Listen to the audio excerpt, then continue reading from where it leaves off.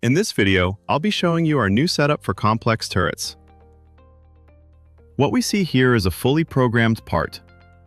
If I open up a cycle, you can see the tool and all related settings.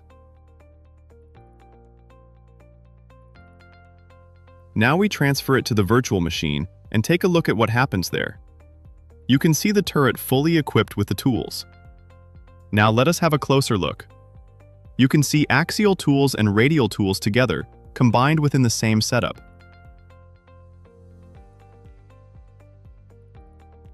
Now let's go to the turret setup. Here you can clearly see what has been defined in the setup. You can see the axial tools, and you can also see the radial tools.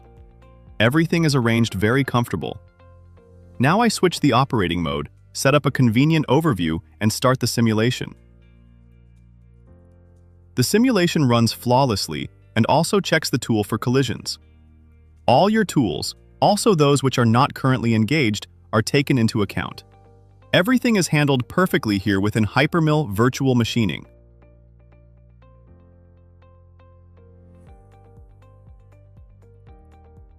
Now we can click the button for releasing our NC file and start machining with confidence.